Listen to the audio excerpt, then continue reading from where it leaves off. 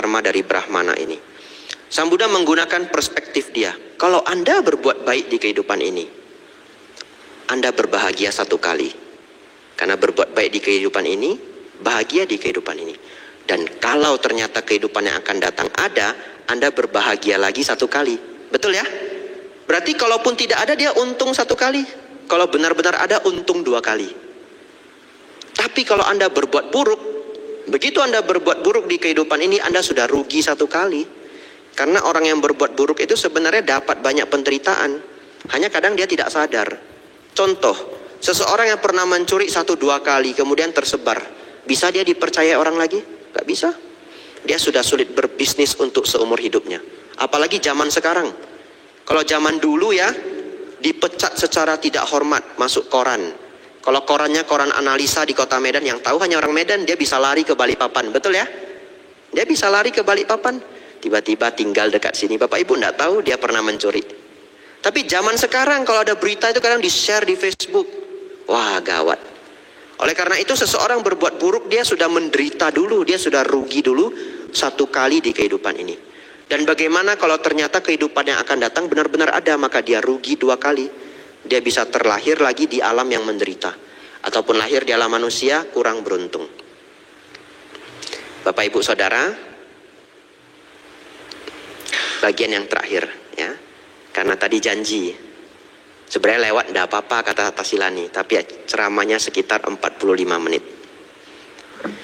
Terakhir, judul kita hukum karma, kelahiran kembali dan keberuntungan. Ini yang ditunggu-tunggu nih, Bante gimana biar hoki, begitu ya? Ini ditunggu-tunggu dari tadi, Bante gimana biar hoki. Ya, Bapak Ibu Saudara, ini ada satu fenomena. Saya ajak Bapak Ibu untuk merenung. Satu fenomena. Di masyarakat, semua orang senang berdoa. Setiap agama masing-masing juga punya cara berdoanya masing-masing. Waktu saya kecil, saya sering ke kelenteng, ikut mama. Nah, kalau di kelenteng itu orang pasti doa meminta-minta, betul ya? Pernah nggak berpikir begini? Kenapa ya? Ada orang yang berdoa terkabul, ada orang yang berdoa tidak terkabul. Karena dulu waktu saya di Medan, ada kelenteng Kuan Kong, terkenal sekali, sangat terkenal. Ada yang pernah ke Medan? Ah, belum pernah, tidak apa-apa. Ya, setidaknya orang Medan datang ke Balikpapan gitu. Nah, di kelenteng Kuan Kong itu, kalau Bapak Ibu ke sana Ceit Capgo, hari Uposata, Bapak Ibu pasti menangis. Ya, tahu kenapa menangis? Dupanya terlalu banyak. Pasti menangis, air mata keluar. Aduh, dupa di mana-mana. Saking terkenalnya. Nah, waktu itu ada seorang AI tua. Setiap saya ke sana, pasti AI itu ada. Dan dia doa yang paling lama. Entah apa saja yang dia minta, saya tidak tahu. Panjang sekali doanya.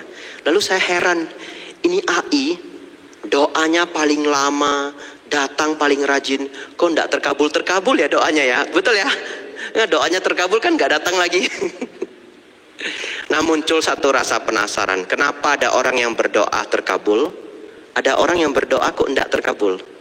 Karena sebenarnya Bapak Ibu Saudara, ketika seseorang itu berdoa, sesungguhnya dia meletakkan perhatian pikiran dia untuk memfokuskan pada harapan atau aspirasi keinginannya. Dan ini mematangkan karma baik kita yang ada untuk memunculkan harapan kita.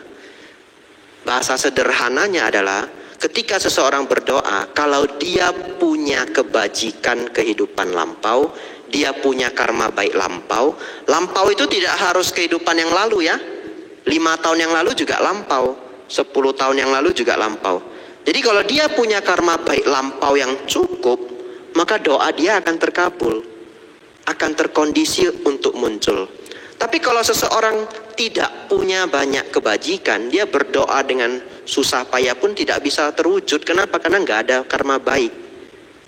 Oleh karena itu, memiliki, apa sinonimnya memiliki di bahasa Indonesia? Punya ya, mempunyai. Punya itu bahasa Pali, artinya kebajikan. Jadi kalau Bapak Ibu punya sesuatu, itu punya itu karena dari kebajikan. Makanya sinonim dari orang kaya adalah orang punya. Orang punya itu apa? Orang yang punya, orang yang berkebajikan. Karena apa yang kita punya itu adalah hasil kebajikan. Ini ada cerita menarik sekali, sangat menarik. Diceritakan langsung oleh Bante Panyawaro. Ya. Satu ketika beliau cerita ke saya, setiap pagi dan sore Bante Panya itu selalu keliling wihara. Tapi wihara Mendut saya pikir tidak seluas wihara ini. Ya, wihara Mendut kalau kita keliling satu putaran mungkin 15 menit selesai ya kalau jalan pelan-pelan. Nah, setiap pagi beliaunya keliling, tapi pagi itu beliau turun ke ruang tamu, kemudian mau membuka gorden, dan ternyata gordennya rusak. Lalu beliau berpikir, nanti dengan supir perlu pergi nyari gorden yang baru di Yogyakarta. Karena wihara Mendut itu ada di Desa Mungkit. Dari Desa Mungkit ke Yogyakarta itu lebih kurang 1 jam. 1 jam lebih sedikit. Jadi beliaunya sudah berpikir ya, nanti perlu nyari gorden.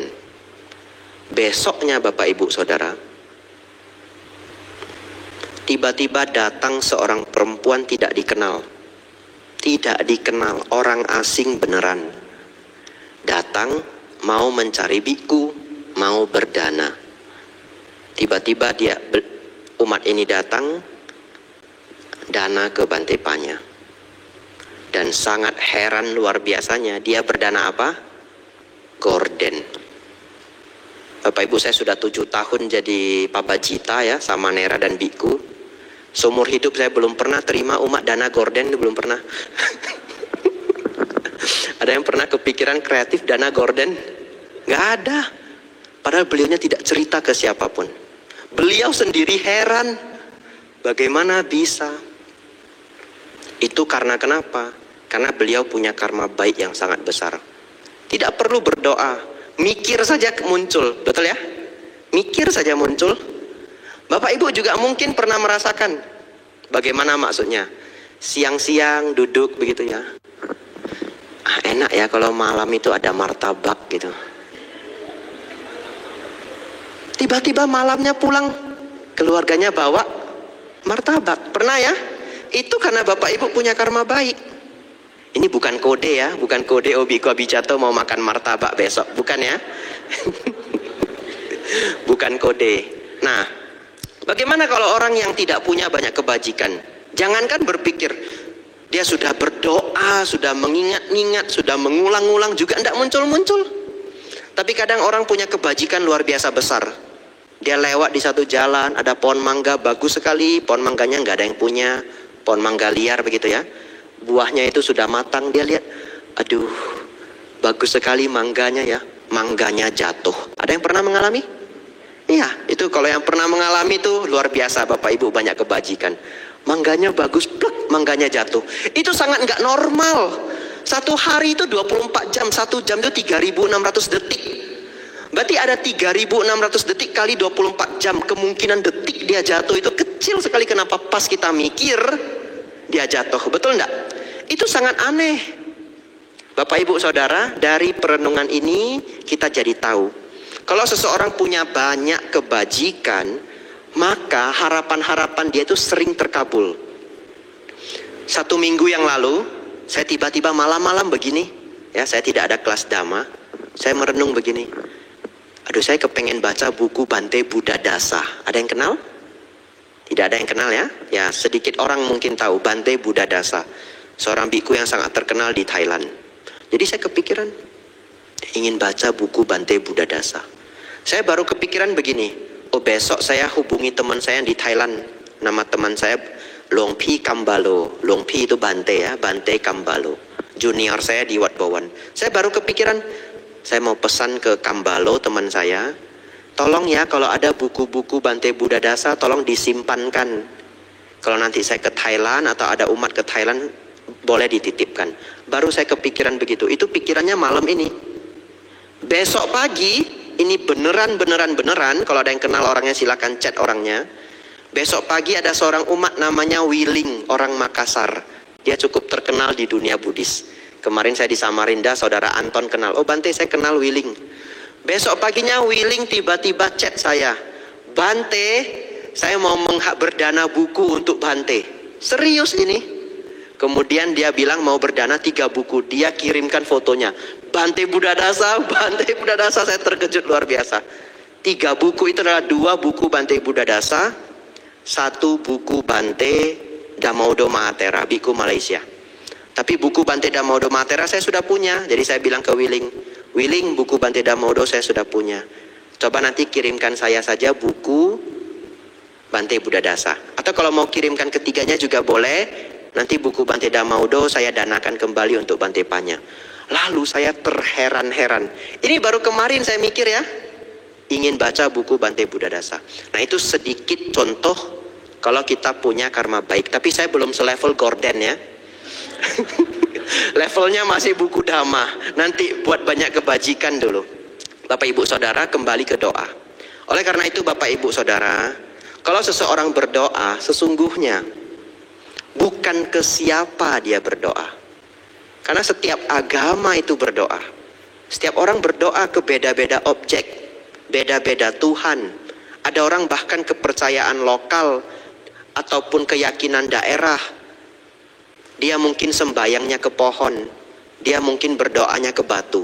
Tapi pun ada yang mengatakan doa saya terkabul loh, betul ya? Pun mengatakan doa saya terkabul. Sesungguhnya terkabul karena karma baiknya sendiri. Objek-objek puja, objek-objek seseorang berdoa itu hanya membantu agar pikirannya menjadi sangat fokus pada harapannya. Tapi yang menjadi penentu adalah kebajikannya sendiri. Oleh karena itu Bapak Ibu Saudara, coba perhatikan dalam ajaran Buddha, Sang Buddha jarang sekali ngajari kita berdoa. Betul ya? Para biku juga ceramah jarang ya. Bapak Ibu berdoa besok minta jam 9 pagi pasang hio, jarang sekali. Kenapa? Karena para biku dan juga dulu Sang Buddha terus mengajarkan Bapak Ibu berbuat kebajikan. Tanpa Bapak Ibu sadari, Bapak Ibu ketika banyak kebajikan, harapan-harapan Bapak Ibu menjadi kenyataan. Kehidupan menjadi lancar, kehidupan menjadi beruntung, kehidupan menjadi sukses. Apakah Bapak Ibu berdoa ataupun tidak berdoa? Tapi kalau teman Bapak Ibu, teman saudara-saudari Bapak Ibu berdoa, jangan dilarang, karena itu adalah keyakinan setiap orang yang berbeda. Bapak Ibu mau berdoa juga silahkan, tapi saya beritahu konsepnya. Doa itu hanya membantu, tapi poinnya adalah kebajikan. Dalam bahasa Pali kita juga seperti berdoa itu ada, namanya adalah adithana. Tapi adithana dalam bahasa Pali artinya membuat tekad. Itu kita tidak meminta kepada siapapun. Ingat ya, tidak meminta kepada siapapun, hanya mengulang tekad. Semoga besok, dan diteruskan harapannya. Contoh, saya kepikiran, nanti saya mau buat program Pabaja di Mendut. Saya membuat adithana. Semoga nanti program Pabajanya lancar. Seperti itu misalkan ya. Bante minta ke dewa apa? Bante doanya ke bodhisatta apa? Enggak. Saya hanya membuat tekad di dalam pikiran. Itu namanya adithana. Dan kalau Bapak Ibu punya kebajikan, adithana itu bisa menjadi kenyataan. Ya Bapak Ibu Saudara, itu topik kita hari ini ya. Wah ceramahnya lebih 7 menit ya. Sekarang kita masuk